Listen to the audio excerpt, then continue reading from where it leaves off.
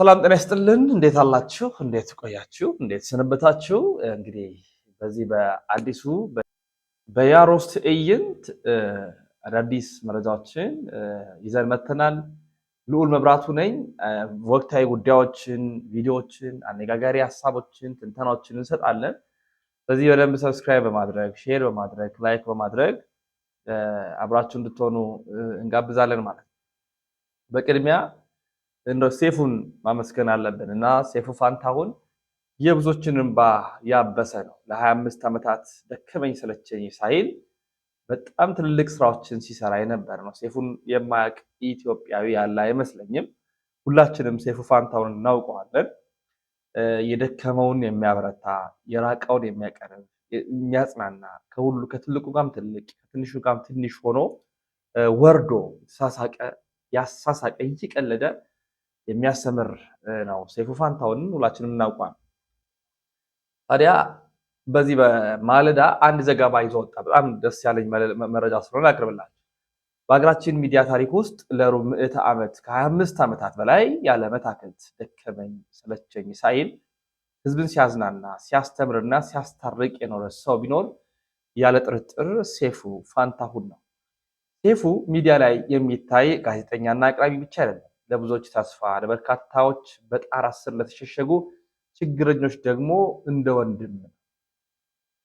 በቅርብ እንኳን በርካታ አድናቂዎቻቸውን ያሳዘነውን የተለያዩትን ወጣት ድምፃውያን ቤቲና አብስሽን በሾው ላይ አቅርቦ የነበራቸውን ቅሬታ ፈቶ በማስታረቅ ልጃቸውን አብረው እንዲያሳድጉ ትልቅ ድርሻ ተወጥቷል። ይሄ ደግሞ ከአንዱ ማሳያ ጥቂቱ ነው። በርካታ ተለያይተው የነበሩ ፍቅረኛሞችና ባለትዳሮችን አወያይቶ የብዙዎችን ትዳር ታድጓል።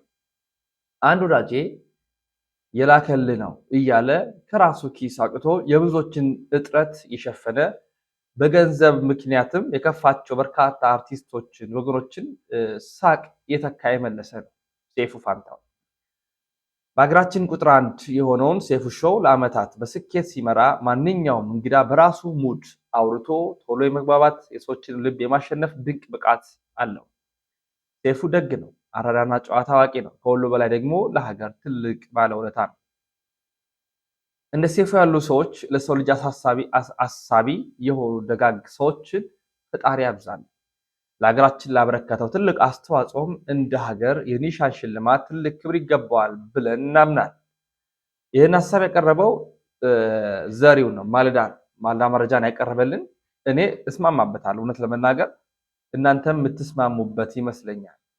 የብዙዎችን ስኬት የመለሰ ለብዙዎች የቆመ የቀረበ ሰው ሴፉን ሁላችንም እንደምናውቀውና በዚህኛው በቅርብ እንኳን ቤቲና አብትሽ የተባሉ ድምፃውያን ተለያይተው ልጅ ነበራቸው።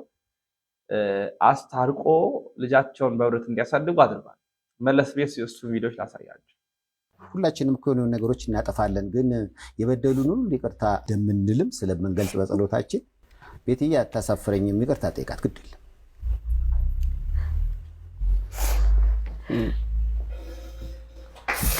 ምን ማለት እንደሚችል ነው ማለት እኔ ሳላስባት ቀርቼ ብዳም አይደለም። በጣም ነው የምወዳት። እኔ ብዙ ነገር አሳልፌያለሁ። በኔ ላይፍ ውስጥ ብዙ ነገር አሳልፌያለሁ። ግን እኔ እሷን ከድቼ አይደለም፣ ልጅን ከድቼ አይደለም። ክፍለ ሀገር ሄድኩበት ምክንያትም አለኝ የራሴ። በቃ በጣም ውጥረት ውስጥ ነበርኩኝ፣ በጣም ቻሌንጅ ውስጥ ነበርኩኝ። እኔ እሷንም እንደዚህ ለማድረግ ፈልጌ አይደለም። በቃ ከራሴ ውስጥ በኔ ህይወት ውስጥ ግብግብ ኃይለኛ ግብግብ ገጥሜ ነው። ይቅርታ በጣም ይገባሻል እንዴ?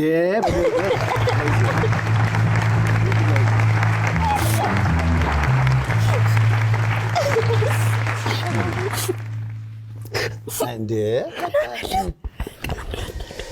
ቅርብ ላይ በቃ አይዞህ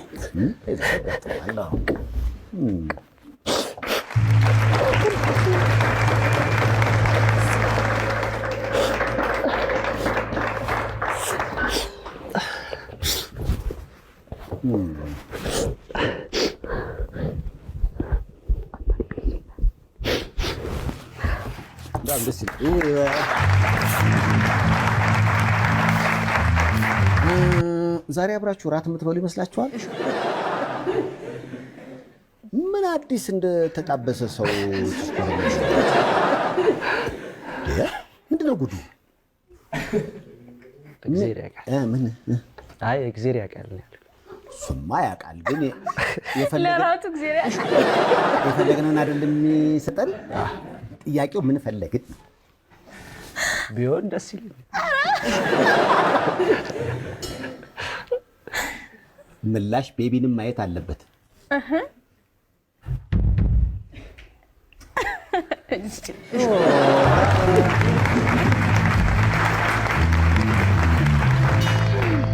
ያው ያጋጥመል ህይወት መገናኘትም መለያየትም አለውና አንድ ጓደኛዬ ወልዶ ነው ከባለቤቱ ጋር ተለያየ እና ልጆቹን ሊያሄዶ ራት እኛ እዛ አገኘ ነው እና ራት በላን። ራት ከበላን በኋላ እደራል ነው ስንለው እኔ ሰው ቤት አላድርም አለ። ኧረ ተው እንደው እባክህ የሰው ቤት አይደለም ያንተ ቤት ነበር አለ ነው። አግባባ ነው። እግዚአብሔር የተመሰገነ ይሁን። ተግባቡና ሁለት ነበር ያኔ ስናግባባቸው በፍቅር ነገሮች ሁሉ ታድሰው አሁን አራት ወልደዋል። ጌታ እንደዚህ ነው አይታወቅም።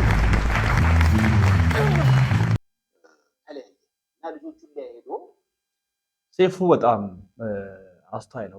ምን ያህል የሴፉ ፍቅር አላችሁ? ሴፉን የምትወዱ እስቲ በደንብ በኮመንት እንድታስቀምጡልኝ እሻለሁ። አንድ አዝናኝ ቪዲዮ ደግሞ ላሳያችሁ። አለመሳቅ አይቻልም፣ ግን ደግሞ ትደነቃላችሁ። አንተ ማን ነህ? አንተ ማን ነህ? አንተ ማን ነህ?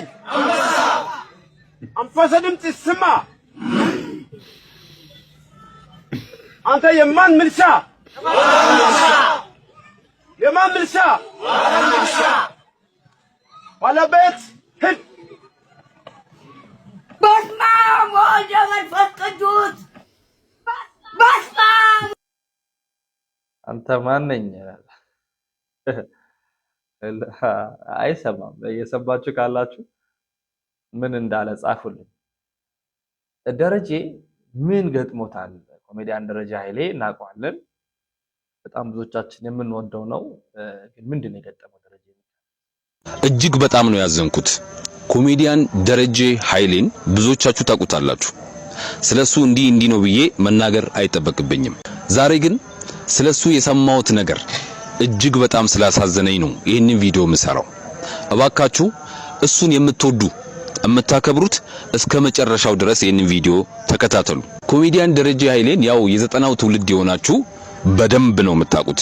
ነፍሱን ይማርና ከሀብቴ ጋር አንድ ላይ ሆነው በሚሰሯቸው የኮሜዲ ስራዎች ሁላችሁም ታውቁታላችሁ። ይህ ኮሜዲያን ግን ከኮሜዲ ስራው ባሻገር እኛ በቴሌቪዥን መስኮት ከምናውቀው ደረጀ ባሻገር በሪል ላይፉ ወይንም በማህበራዊ ህይወቱ የሚያደርገው ነገር ግን እጅግ ብዙዎቻችሁን የሚያስተምር ብዙዎቻችሁ ደግሞ እንደዚህ አይነት ሰው ነበር ወይ ብላችሁ ሁላችሁም ራሳችሁን እንድትጠይቁ የሚያደርግ አንድ ትልቅ የሚሰራው ስራ አለ። ምናልባት ይሄንን ነገር ስለወጣው ደረጀ ኃይሌ ይቅርታ አድርግልኝ።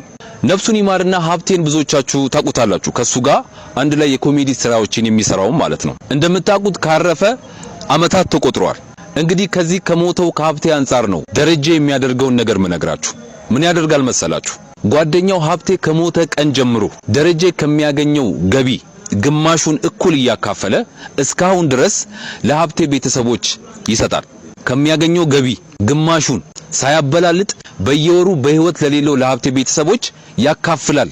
የሱን ቦታ ተክቶ ጉድለታቸውን ይሞላል። በሀብቴ ያለመኖር የሀብቴ ቤተሰቦች እንዳይሰማቸው፣ በሀብቴ ያለመኖር የሀብቴ ቤተሰቦች ምንም ነገር እንዳይጎልባቸው ሲል የጓደኛውን ጉድለት ከሞተ ቀን ጀምሮ እስካሁን ድረስ እየሞላለት ነው። ይሄንን የመሰለ ታዲያ ጓደኝነት አለ? ግን አንድ ጥያቄ እስቲ ከዚህ አንፃር ልጠይቃችሁ። የእናንተ ጓደኛ ካረፈ ወይንም ከሞተ በኋላ ምን ያህል ቤተሰቡን ትጠይቃላችሁ? ምን ያህል በሱ ምክንያት የጎደለባቸውን ነገር ትሞላላችሁ? ምን ያህል የሱን ቤተሰብ ትጠይቃላችሁ? ይሄንን ጥያቄ ከኮሜዲያን ደረጀ ድርጊት አንፃር ሁላችሁም ራሳችሁን ጠይቁ። ጓደኝነት ማለት እንደዚህ ነው። ይሄንን ቪዲዮ የምትመለከቱ እናንተም ለዚህ ጀግና ለሆነ ኮሜዲያን ደረጀ ኃይሌ ያላችሁን ፍቅር ግለጹለት። ይሄንን ቪዲዮ አድርሱልኝ። አመሰግናለሁ። ናይ ደረጀን ቀልድ ያላየ የለም። በዘጠናዎቹ የነበረ ቀድሞም የነበረ 2000 ላይ የነበረ ያስታውሳል። ከሞተበት ጊዜ ጀምሮ ሳይታክት ገንዘብ እያወጣ የሚያገኘው ግማሽ እየከፈለ ይህ በጣም የሚደንቅ እውነት እጅግም የሚያስገርም እንዲህ አይነት ልብ ይስጠን፣ እንዲህ አይነት ጓደኛ ይስጠን እግዚአብሔር። እና የደሬ በጣም አስደናቂ ነገሩ ነው። ወደ ቀጣይ ቪዲዮ ላሳመራ። ላይክ ያደረጋችሁ ነው፣ ሼር ያደረጋችሁ ነው። ቬሮኒካ ጋር የተገናኘውን መረጃ አሰማችኋለሁ። እግዚአብሔር አክብርልኝ። እንዳትጨነቁ አሁን ደህና ነኝ ስትል ቬሮኒካ ተናግራለች። ከሆስፒታል አልጋ ላይ እስከ ማገገም ታዋቂዋ ድምፃዊት ቬሮኒካ አዳነ ስለገጠማት የጤና መታወክና ደጋፊዎች ያስተላለፈችው መልእክት እንደሚከተለው ተጋርቷል። ድምፃዊት ቬሮኒካ አዳነ በቅርቡ ገጠማት የጨጓራ ህመም ምክንያት በሆስፒታል ተኝታ ስትታከም መቆየቷ በመግለጽ አሁን ላይ ደህና መሆኗ ወደ ቤት መመለሷ ተነግሯል። ቬሮኒካ እንደተናገረችው በቅርቡ የሚለቀቁ አዳዲስ ስራዎች የስራ ቀረጻዎች ስለነበሯትና ከሰዎችም ለቀረቡላት ትንሽ ወፍረሻል የሚሉ አስተያየቶች በመነሳት በድንገት የጀመረችው ያልተመጣጠነና አስቸጋሪ አመጋገብ ስርዓት ለጽኑ ጨጓራ ዳርጓታል። በካዲኮ ጀነራል ሆስፒታል ገብታ ለ4 ቀናት ያህል የኢንዶስኮፒ ምርመራና የህክምና ክትትል ተደርጎ የቆየች ስትሆን አሁን ሙሉ በሙሉ ደህና እንደሆነች ተነግሯል። ለቬሮኒካ ለታየላት ለተደረገላትም እንክብካቤም ላሳዩአትም ነገር የሆስፒታሉን ሐኪሞች ነርሶችንም ጨምራ አመስግናለች ማለት ነው። ምን ገጥሟታል በሚል ነው ብዙዎች ሲጨነቁ የነበሩት። ደህና እንደሆነች ልናውቅ ችለናል ማለት ነው። እንግዲህ በሌላ መረጃ አንድ ቪዲዮ አሳያችኋለሁ። በጣም ማፈሪያዎች ነን እውነት በጣም በሚያሳዝን መልኩ ድንግልናዬን በዚህ ጊዜ አጥቻለሁ፣ በዚህ ጊዜ ነው ያጣሁት የሚሉ ዜናዎችን ሰምተናል። ድንግልናሽን በስንት እድሜ ነው ያጣሽው? ከ1 ዓመት በፊት በ18 ዓመቴ ማርያምን የምሬና በ16 ከአንቺ ጋር ለመሆን አንድ ወንድ ልጅ በወር ስንት ብር መስራት አለበት? እስከ 10 ሚሊዮን በወር። ያ እኔም ቀብረር አርግቶ ዘና አርግቶ ካልኖረ ምን ለኔ ወንድ አይደለም። ልክስክስ መሆን ማለት ወይንም ርካሽ መሆን ማለት ላይክ እንደነሱ መሆን ማለት ነው። ለዚህ ደግሞ በቂ ምክንያት አለኝ። ልብ ብላችሁ ካዳመጣችኋቸው ድንግልናችሁን ወይንም ክብረ ንጽህናችሁን ያጣችሁት በስንት ዓመታችሁ ነው ሲባሉ አንገት የሚያስደፋ የሚያሳፍር ቢሆንም እነሱ ግን በኩራት አንገታቸውን ቀና አድርገው እየሳቁ በ16 እና በ18 ዓመታችን ነው ያጣነው አሉ። በነገራችን ላይ ያ እድሜያቸው ድንግልናቸውን ያጡበት ነው። ከዛ በኋላ አስቡት ከስንቱ ጋር እንደተጋደሙ። በጣም የገረመኝና ይህንን ቪዲዮ በዋነኝነት እንድሰራ ያደረገኝ ደግሞ ለሁለተኛው ጥያቄ የመለሱት መልስ ነው። አንድ ወንድ ከናንተ ጋር ለመሆን ምን ያህል የወር ገቢ ሊኖረው ይገባል ሲባሉ የመለሱትን መልስ ሰምታችኋል። አንዷ 10 ሚሊዮን አለች፣ አንዷ ደግሞ አንቀባሮ ካላኖረኝ ምን ወንድ ተባለ አለች። እነዚህ ልጆች ድንግል ሆነው ወይንም ክብረ ንጽህናቸውን ጠብቀው ከማንም ጋር ሳይጋደሙ ሳይልከሰከሱ እንደዛ አይነት ወንድ ቢመኙ አይገርመኝም። ነገር ግን ከ16 እና ከ18 ዓመታቸው ጀምሮ ከማንም ጋር እየተጋደሙ ኖረው መጨረሻ ላይ ግን የተመኙት ሚሊዮነር በጣም እነሱን አንቀባሮ የሚያኖር ወንድ መሆኑ ነው በጣም ያናደደኝ። ስለዚህ የምትመኙትን ነገር ለማግኘት ቀድማችሁ እኔ ማን ነኝ ብላችሁ ራሳችሁን አንዳንድ ሴቶች ቼክ አድርጉ። ማንም ገንዘብና ሀብት ስላለው እንደፈለገ እንዲጫወትባችሁ የማትፈቅዱ ክብራችሁን ጠብቃችሁ የምትኖሩ ሴቶች ደግሞ በዚህ አጋጣሚ ለእናንተ ትልቅ ክብር አለኝ። ይህንን ቪዲዮ አድርሱልኝ።